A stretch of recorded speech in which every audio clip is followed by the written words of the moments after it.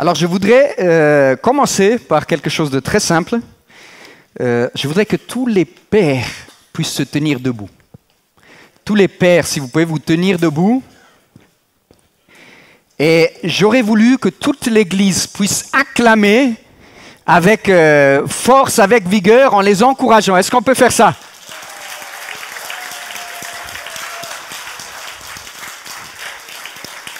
Amen, amen, amen, amen. Avant de me lancer dans la prédication, je voudrais dire quelque chose. Merci, vous pouvez prendre place. C'est pas facile d'être père. On est d'accord? Les pères, c'est pas facile d'être père. Et rares sont les moments où on vous reconnaît en tant que tel. On reconnaît quand ça va pas, on reconnaît quand nous faisons des erreurs, mais rare on nous reconnaît pour ce que nous sommes réellement. Amen? Oh, c'est pas vrai, c'est pas vrai. On voudrait réellement, et là je suis vraiment sérieux, je voudrais vraiment vous remercier. Le poids que nous portons au quotidien en tant que père est lourd. Heureusement que nous n'avons pas à le porter seul. Heureusement que le Seigneur est avec nous. Et je ne sais pas quel type de père je serais si je n'avais pas, moi, la possibilité de me reposer sur mon Père céleste. Je crois que je serais le pire de tous les pères. Et gloire à Dieu qu'il nous a donné une ressource, une possibilité d'apprendre de notre modèle, notre Père céleste. Et si peut-être aujourd'hui tu n'as pas encore fait l'expérience de la grâce en Christ et tu as une mauvaise expérience avec ton Père et ce sont des choses douloureuses quand tu penses au fait de Père, tu penses peut-être aux souffrances que ton Père t'a infligées. Je voudrais t'inviter aujourd'hui de ne pas regarder vers ton Père terrestre, mais de lever les yeux en disant, il y a une possibilité d'être réconcilié avec mon Père céleste. Christ nous a donné la possibilité d'être réconciliés avec Dieu le Père. Et c'est ça que nous voulons aussi célébrer ce matin. Amen. Si vous voulez bien, on va prendre un temps de prière avant de rentrer dans le vif du sujet. Seigneur, je te dis merci pour chacun de nous ici. Merci parce que tu nous connais et tu sais ce dont nous avons besoin ce matin. Et je te prie, Seigneur, pour que tu te manifestes dans le cœur et la réalité de la vie de chacun. Merci parce que tu n'es pas un Dieu distant qui regarde du haut de son ciel et qui se dit « mais comment est-ce qu'il va s'en sortir ?» mais que tu es avec nous en tout temps, en toutes circonstances. Merci d'être là avec nous ce matin. Merci d'être avec les femmes ce matin. Et nous te prions que ton esprit parle et nous attire à toi. À toi soit toute la gloire dans le nom de Jésus. Amen. Amen. Est-ce que ça va, Église? Amen, petit amen. C'est pas grave. On est ensemble. Moi, je suis tout feu pour un sujet qui me passionne ce matin. Alors, je voudrais vous demander combien d'entre vous, je dirais combien d'entre nous, nous aimons manger? On peut lever la main? Combien aiment manger? Combien sont en train de réfléchir sur ce qu'ils vont manger une fois qu'ils sont sortis de l'église? Peut-être tu t'es fait un bon steak ou je ne sais pas quoi. Ah, je suis en train de mettre l'eau à la bouche, il faut que j'arrête de détailler. Mais je suis sûr et certain que nous tous, si nous sommes honnêtes quelque part, nous aimons manger parce que c'est un vrai plaisir. Amen. Combien aiment jeûner? Combien aiment jeûner? Sérieusement, combien aiment jeûner? Moi, je vous fais une confession. Je déteste jeûner. J'aime l'effet du jeûne, mais j'aime pas ne pas manger. Et pour ceux qui lèvent la main, peut-être toi aussi tu aimes l'effet du jeûne, mais je n'ai pas encore rencontré quelqu'un qui aime endurer une faim excessive. Combien sont irritables quand ils n'ont pas mangé? Et vous aurez compris, je veux nous parler ce matin de l'importance du jeûne. Alors ils se disent, oh non, j'ai gâté mon dimanche, j'aurais pu aller à telle chose. Non, je te demande vraiment d'être attentif. Parce qu'au travers de la pratique du jeûne, il y a des clés spirituelles qui peuvent te faire aller plus loin que tu ne l'es aujourd'hui. Beaucoup comprennent très mal la discipline du jeûne. Et d'ailleurs, quand je discute aujourd'hui avec mes collègues, beaucoup me disent, mais en fait, moi, je fais du jeûne intermittent. Vous avez déjà entendu du jeûne intermittent? C'est-à-dire, on saute un repas et ça aide à la santé physique. J'ai un ami à moi qui est thérapeute physique. Il a travaillé dans une clinique en Allemagne où tous les riches du monde vont pour ne pas manger. Parce que la thérapie est basée sur le jeûne. Je dis, écoute, envoie-les à l'église, moi je vais faire la thérapie avec eux et qu'ils viennent donner leur dîme ici. Ils payent des 20 000 € pour une semaine de jeûner. La réalité est, c'est que oui, le jeûne a un effet bénéfique pour le corps. Et ça, aujourd'hui, c'est attesté dans le monde scientifique, dans le monde de la médecine, dans le monde du sport. Le jeûne a des bienfaits. Mais ce n'est évidemment pas de ce type de jeûne que nous allons parler. Mais le jeûne, en fait, c'est quelque chose qui est répandu, pas seulement dans la foi chrétienne, pas seulement chez nos amis musulmans, pas seulement chez les juifs, c'est quelque chose qui est pratiqué à beaucoup de spiritualité. Depuis l'Antiquité, en fait, le fait de pratiquer un jeûne permettait de se rapprocher des divinités, permettait de se diminuer physiquement pour atteindre à une élévation spirituelle. Et donc aujourd'hui, on retrouve tous ces types de pratiques dans n'importe quel domaine de la spiritualité. Alors si nous, en tant que chrétiens, nous sommes censés jeûner, en quoi ce jeûne est-il différent? Qu'est-ce que la Bible nous dit à propos du jeûne? Quelles sont les bonnes et les mauvaises pratiques? Certains voient dans le jeûne comme une baguette magique. Travail, je dégaine 3 jours de jeûne. Et puis ils s'attendent qu'au bout de 3 jours, c'est là. D'autres disent non, le jeûne c'est légaliste. C'est légaliste. Si tu m'imposes de jeûner, si je dois jeûner, c'est juste parce que toi, tu es encore sous la loi. Moi, je suis sous la grâce. Je n'ai pas besoin de faire l'effort de jeûner. Et voyez que même dans l'Église, c'est quelque chose qui crée de la confusion. Récemment, j'ai lu un article qui m'a brisé le cœur. Je ne sais pas si vous avez lu le même article.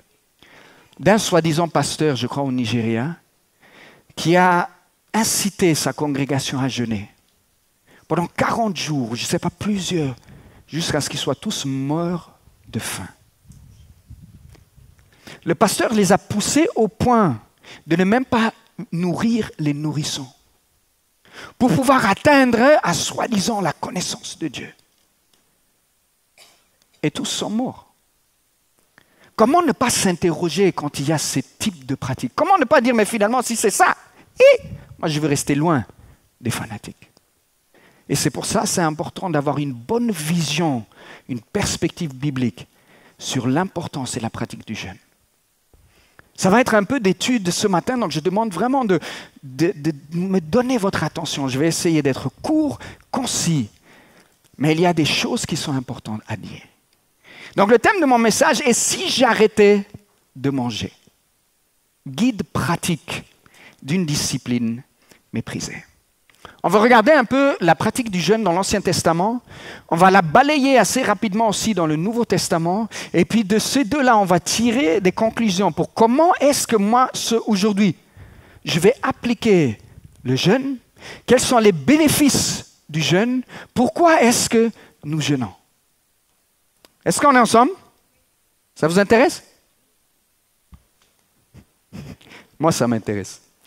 Le terme qui est relié au jeûne dans l'Ancien Testament apparaît 46 fois à peu près. Dans le Nouveau Testament, vous avez 26 apparences du même terme qui est parfois utilisé en tant que nom et parfois en tant que verbe. Donc c'est quand même un concept qui revient assez régulièrement. Mais j'étais étonné de voir que dans le Nouveau Testament, comme vous allez voir tout à l'heure, il n'est pas mentionné dans les épîtres. On le trouve dans les évangiles, on le trouve dans l'Acte des apôtres, et on ne le trouve pas réellement dans les épîtres, dans le sens du jeûne tel que nous en parlons. Alors, on va regarder un peu le jeûne dans l'Ancien Testament. Les plus grandes figures ont jeûné. Vous connaissez le jeûne de Moïse. Avant de recevoir les tables de la loi, il a jeûné pendant 40 jours pour recevoir la révélation divine des 10 commandements. Vous connaissez Daniel, le fameux jour de 21 jours, le jeûne de 21 jours. Il a commencé à jeûner quand il savait que maintenant, C'est le temps où, en fait, la promesse de Dieu est censée s'accomplir. Les 70 ans de captivité sont terminés. Alors, il n'a pas dû juste... comme c'est la promesse de Dieu, ça devait s'accomplir dans 70 ans. Il a dit non, c'est maintenant le moment de jeûner et de prier. Il s'est mis à jeûner et prier. Ce qui est intéressant, c'est que, en fait, ces 21 jours de jeûne sont probablement pas des jours entiers de jeûne. Comme vous voyez que Daniel s'abstient, il fait une liste de ce de quoi il s'abstient. Des mets succulents, toutes les meilleurs de ce qui lui a été présenté dans le palais. Donc en fait, il dit, je ne vais pas manger comme je mange d'habitude, je vais réduire mon régime alimentaire à ce qui est du strict nécessaire. Et vous connaissez le jeûne d'Esther. Avant l'enjeu de la reine d'Esther pour tout un peuple. Il a dit, aujourd'hui, je vais aller dans la maison du roi pour obtenir faveur et je demande de vous, tout le peuple juif, et moi-même, nous allons jeûner pendant 3 jours. Et suite à ça, en fait, tout s'est débloqué pour Esther. Donc, vous voyez là 3 grandes figures qui ont modelé le jeûne dans l'Ancien Testament. Moïse, Daniel, Esther. Mais en réalité, le seul jeûne qui a été imposé sous la loi, c'était le jour de Yom Kippour. C'était le jour du grand pardon, du retour. Le 10e du premier mois du calendrier juif, tout le peuple devait venir pour s'humilier, demander pardon pour les péchés et dire nous voulons nous humilier notre âme pour nous repentir. Et c'est comme ça qu'il commençait l'année. Et c'était le seul jour dans l'Ancien Testament où il y avait une exigence de jeûne. Au fur et à mesure, c'est devenu une pratique qui était détachée de son idée originale pour commencer à devenir une pratique d'orgueil spirituel. Et on voit que dès l'âge de Jésus, les pharisiens ont fait une règle de jeûne 2 fois par semaine, le lundi et le jeudi. Et c'est comme vous vous souvenez quand le pasteur Carlos a prêché sur ce pharisien qui se trouvait dans le temple et qui se frappait la poitrine en disant « Moi, je ne suis pas comme celui-là. Moi, je jeûne 2 fois par semaine. » Je suis fort quand même, hein? 2 fois par semaine, je jeûne. Donc, en fait, c'est devenu une pratique où les gens étaient en train de se glorifier, en train d'étaler leur force spirituelle, leur sainteté. Et c'est la raison pour laquelle, quand Jésus nous parlera du jeûne dans le Nouveau Testament, il va nous dire, quand vous jeûnez, ne faites pas en sorte que tout le monde vous voie. Ne soyez pas là en train de montrer que par votre regard, oh, c'est si dur, je suis en train de jeûner. Non, tout le contraire. Faites la fête, remplissez-vous avec de l'huile, habillez-vous bien pour que personne ne voie. Parce que ce que Dieu il voit dans le secret, c'est là où il y a la vraie récompense.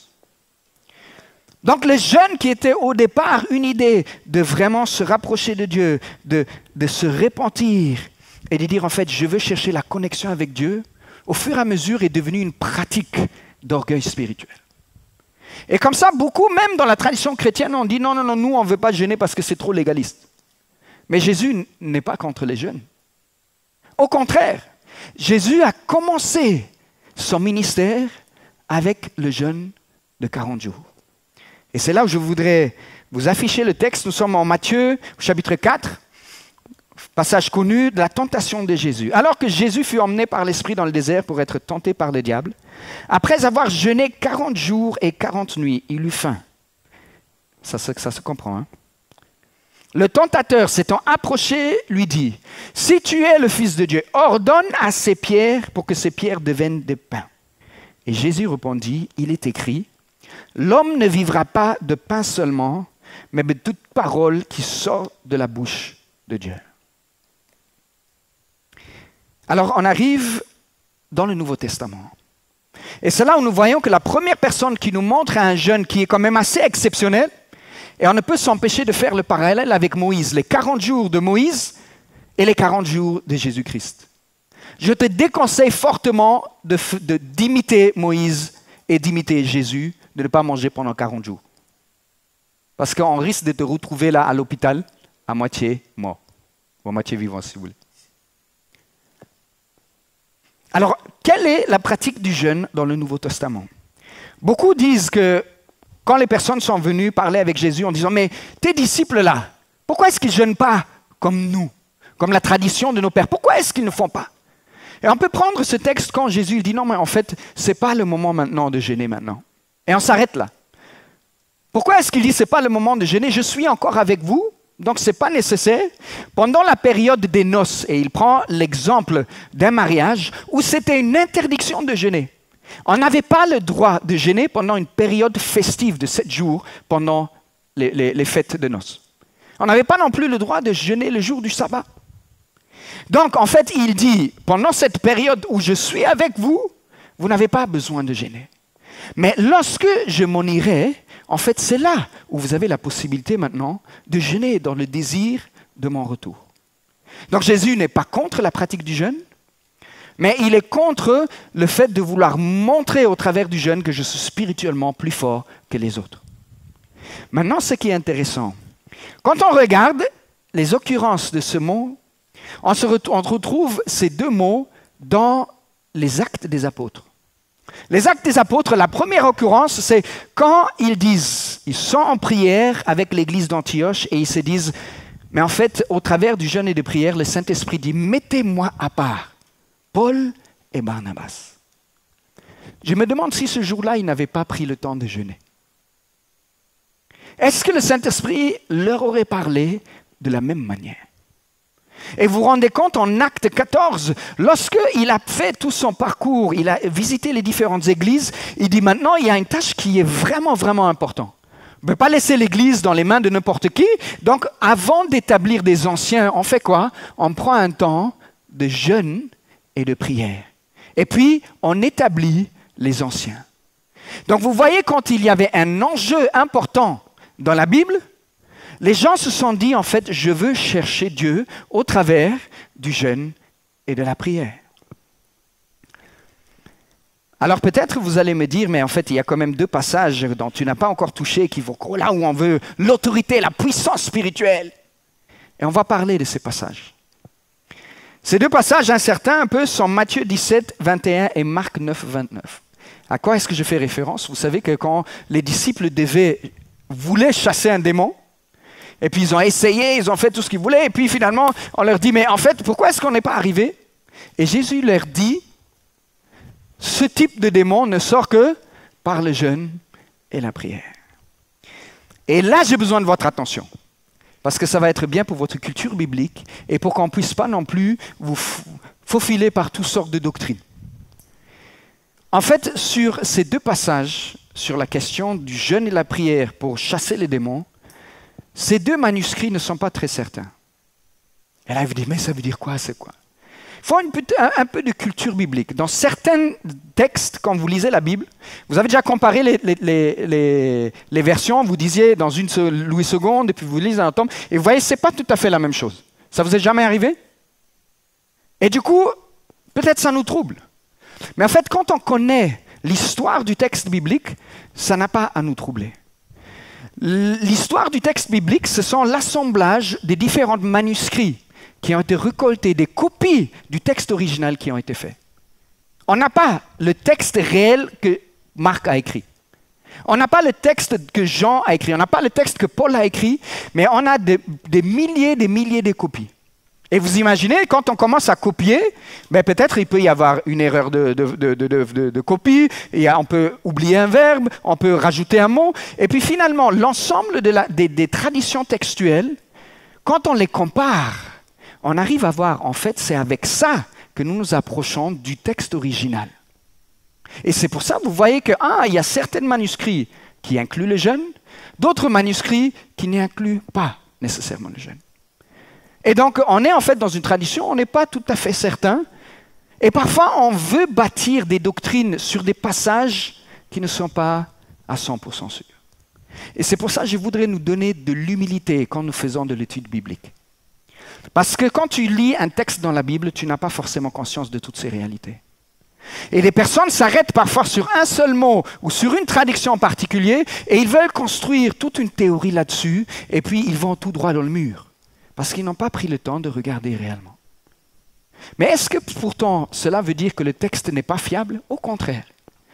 La multitude de cette attestation des manuscrits permet avec une technique assez élaborée de réellement donner une bonne confiance que ça, c'est ce qui se rapproche le plus proche du texte de l'original. Et aucun message biblique de fondement et de doctrine biblique est réellement affecté par les changements mineurs. Et parfois, on peut dire, on peut l'interpréter comme ça et comme ça. Petite excursion, juste pour que nous comprenions pourquoi est-ce que dans certaines Bibles, vous ne voyez pas ces passages et dans d'autres, nous les voyons. Et je vais revenir sur les bienfaits du jeûne, sur la question de l'autorité spirituelle. Alors maintenant, on veut quelque chose de concret. Super, tu nous as fait un peu une histoire sur tout ça, mais pour nous, finalement, ça veut dire quoi? Quand on regarde l'histoire du jeûne, qu'est-ce que moi je peux en tirer, que ce soit du Nouveau ou de l'Ancien Testament? Et il y a des bonnes et des mauvaises pratiques. Les mauvaises pratiques, et c'est ça que je faisais allusion avant souvent, les mauvaises pratiques, c'est de vouloir faire en sorte d'utiliser le jeûne et prière comme une façon de tordre le bras à Dieu. Tu ne veux pas me donner ça, hein? Ah bon, jeûne et prière. Jusqu'à ce que tu me donnes. Et beaucoup d'entre nous, nous croyons que c'est comme ça que ça marche. Spirituellement, si je veux forcer une situation, je me mets à jeûner, à prier jusqu'à ce que... Et c'est comme ça qu'on arrive à des drames où des personnes meurent parce qu'ils voulaient pousser là où Dieu n'avait jamais vu. Et donc, le jeûne n'est pas une focalisation sur Dieu, mais c'est une focalisation sur ce que je veux, sur moi-même. Soit parce que je veux me vanter de la discipline spirituelle, oh, je suis spirituel, je suis quand même spirituel. Mais ce qu'on cherche, ce n'est pas la discipline en soi, c'est que qu'est-ce qu'au travers de la discipline peut émerger. Donc, une très mauvaise pratique quand c'est quelque chose qui focalise d'abord sur moi. Et donc, quel est le sens du jeûne? En fait, c'est de se focaliser sur Dieu. Au départ, bien sûr, jeûner veut dire ne pas manger. Mais le jeûne n'inclut pas simplement cette notion. La notion, c'est de se détacher un peu des choses sur lesquelles on dépend au quotidien, qui nous nourrissent au quotidien. Et même si l'abstention de la nourriture est au cœur, je peux dire, dans ma période de jeûne et prière, je m'abstiens de la télévision. Je m'abstiens de mon téléphone. Parce que mon objectif, ce n'est pas de ne pas manger. Mon objectif, c'est de connecter avec Dieu au travers de la prière et au travers de la parole. Si tout ce que je fais, c'est de ne pas manger, je fais une grève de faim. Et je ne fais pas un jeûne et prière. Et vous allez vous rendre compte, et ça m'est venu tout à l'heure, je n'ai même pas mis ça dans le texte parce que c'est tellement une évidence que le jeûne va toujours de pair avec la prière. Avec la prière et avec la parole. Et c'est comme ça que Dieu nous dit, l'homme ne vivra pas de pain seulement, mais de chaque parole qui sort de la bouche de l'Éternel. Qu'est-ce que c'est que le jeûne en tant que bonne pratique? C'est le désir de se soumettre pleinement à la volonté de Dieu. Jamais d'imposer la mienne. Si j'ai la conception qu'au travers du jeûne, c'est comme si je me boostais spirituellement pour commencer à faire des choses indépendamment de sa volonté, en fait, je ne suis pas dans la vision biblique du jeûne. Si je pense qu'au travers de ça, c'est la baguette magique là où je veux aller, travail, jeûne, mariage, jeûne, je ne sais pas, percer, jeûne, si c'est ça, tu risques d'être bien déçu. Le jeûne, la bonne pratique, c'est d'abord de chercher la volonté de Dieu et de ne pas insister sur notre volonté. Et c'est là où je veux passer un peu de temps sur la dernière notion. Le jeûne nous aide avant tout d'être transformés personnellement. Quand vous voyez, la pratique du jeûne, elle a plusieurs effets. D'une certaine manière, elle nous détache de façon volontaire des impulsions charnelles qu'on peut avoir. Et c'est une façon de mourir à soi-même. Dire je ne vais pas juste répondre à toute la sollicitation que mon corps a, mais je vais prendre le dessus en mettant un peu, ce n'est pas mes désirs qui me contrôlent, c'est ma décision de poursuivre. Et c'est comme ça que je dis bien que je déteste ne pas manger, j'aime jeûner. Et je le fais parce que je sais que je poursuis un objectif derrière. Donc c'est une façon de dire non à soi-même. Et je vois qu'il n'y a pas trop d'enfants, non, il n'y a pas vraiment d'enfants dans la salle. Un des conseils que je donne aux jeunes hommes, et je donnerai aussi aux jeunes femmes qui luttent avec la question de la pureté sexuelle, c'est de dire jeûne et prie. Parce que c'est une possibilité de briser en fait ta volonté charnelle en toi.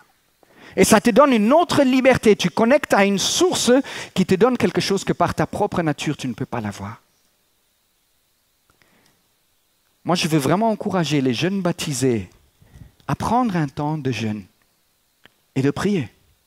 Les enfants parfois disent non, non, c'est pas maintenant. C'est pas... Quand je dis enfant, je dis jeune adolescent, parce que c'est dur. Hein?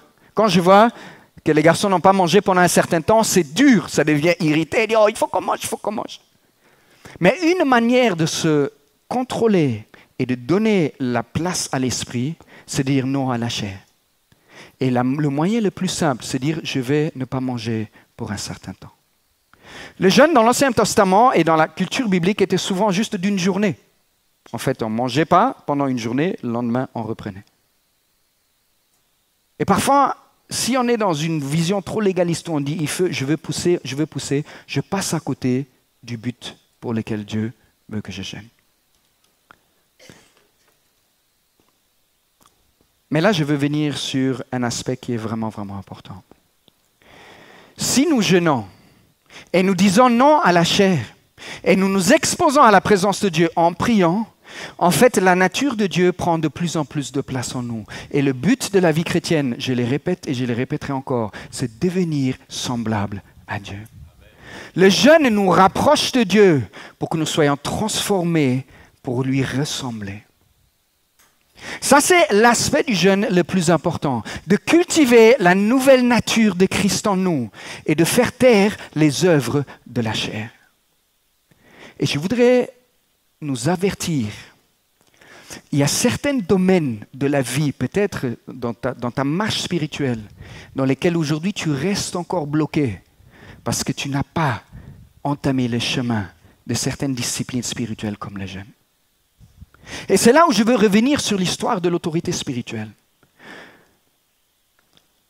La question de l'autorité spirituelle, plus Christ prend place en nous, plus notre chair diminue, plus l'autorité spirituelle en nous se manifeste.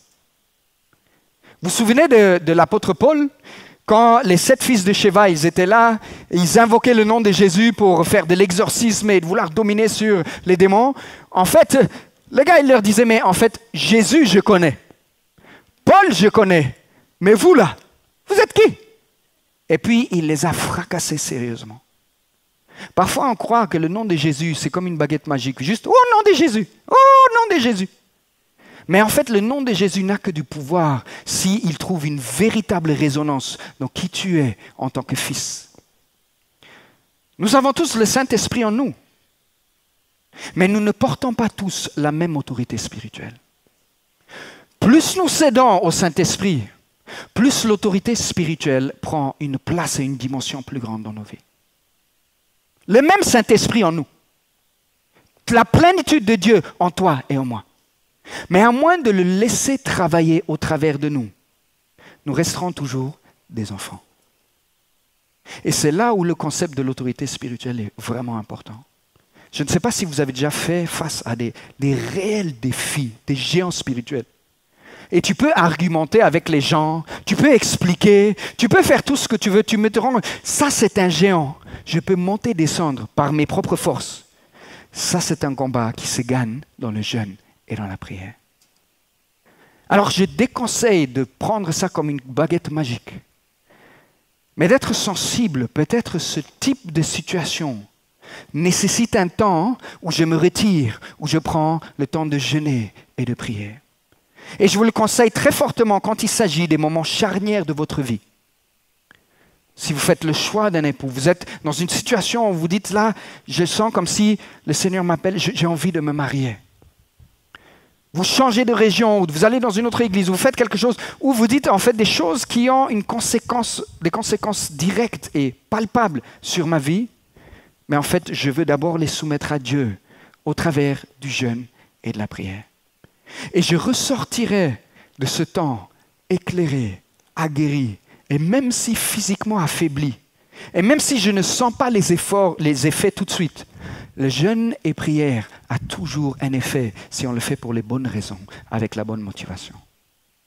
Là où personne ne voit, Dieu, il voit.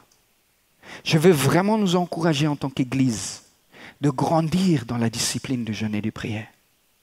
Et je veux t'encourager, toi, dans ton niveau personnel, parce qu'il y a des batailles que tu ne remportes pas, parce que tu ne jeûnes et tu ne pries pas.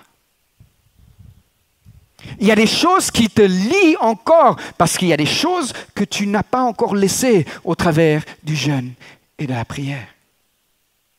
Il y a des dimensions que l'Église n'a pas encore expérimentées, parce que nous ne prenons pas réellement au sérieux l'importance du jeûne et de la prière. Est-ce que nous avons envie d'évoluer? Est-ce que tu as envie de terrasser certaines addictions de ta vie depuis toujours peut-être? Est-ce que tu as envie de vivre une autre dimension spirituelle où tu réalises qu'avant j'étais enfant, maintenant je suis en train de grandir? Et je répète cette phrase vraiment souvent et elle est importante.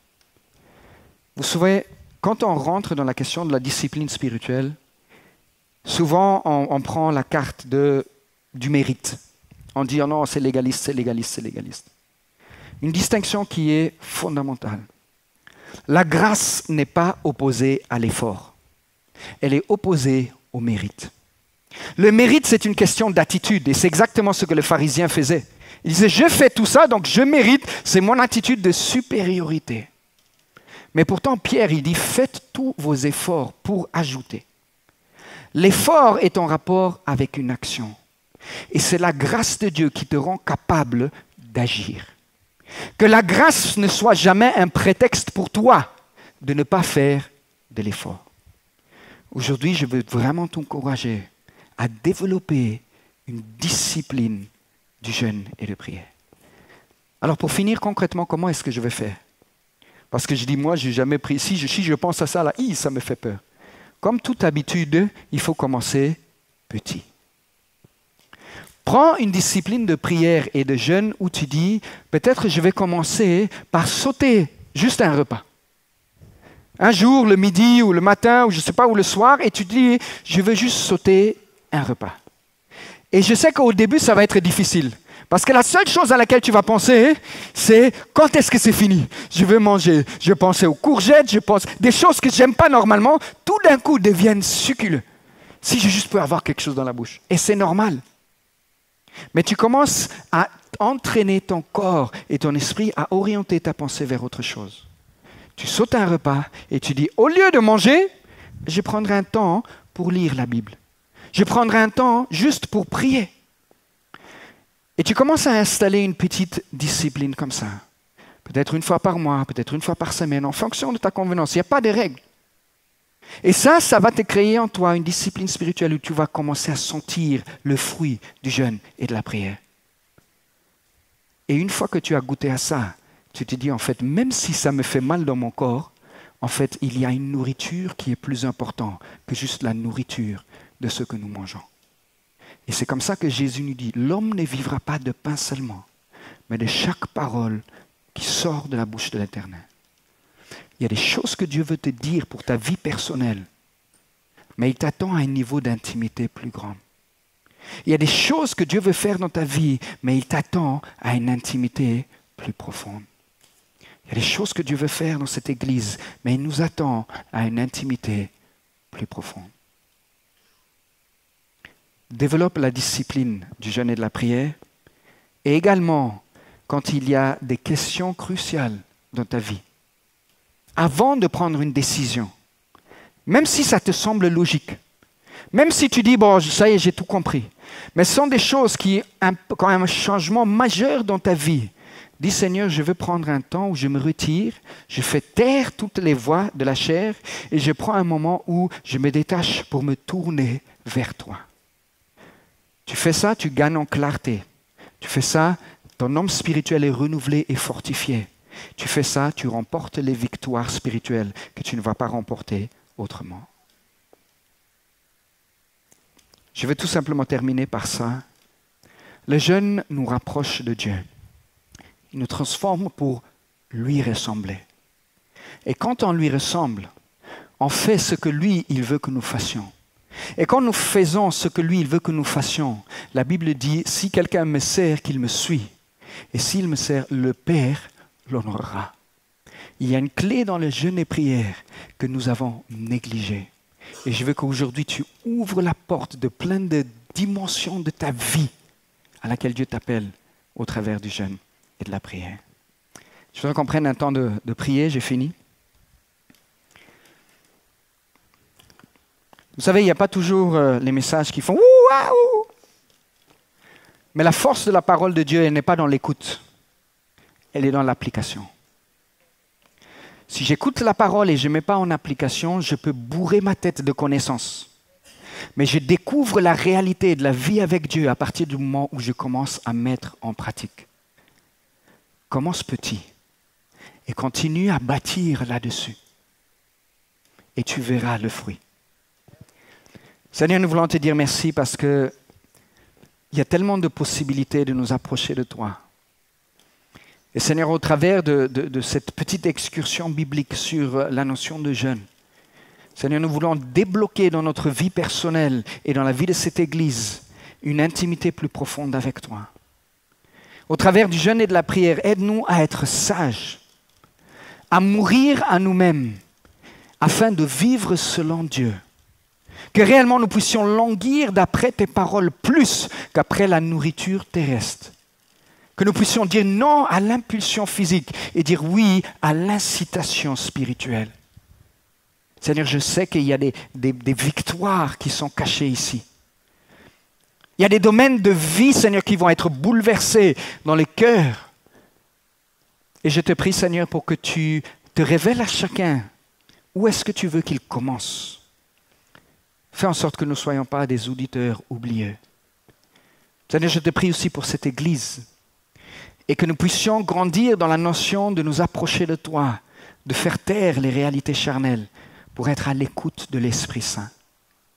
Et Seigneur, comme le monde a été bouleversé parce que l'Église priait et il disait qu'on me mette à part Paul et Barnabas. Toute l'évangélisation de l'Asie mineure dépendait de ce jeûne et de cette prière. Seigneur, que nous puissions percevoir la réalité spirituelle au travers du jeûne. Que nous puissions grandir et gagner en autorité spirituelle pour que, Seigneur, ces combats de la vie de tous les jours, nous puissions en sortir vainqueurs. Nous refusons d'être assujettis à l'impulsion charnelle et nous voulons marcher en nouveauté de vie dans le nom de Jésus. Amen.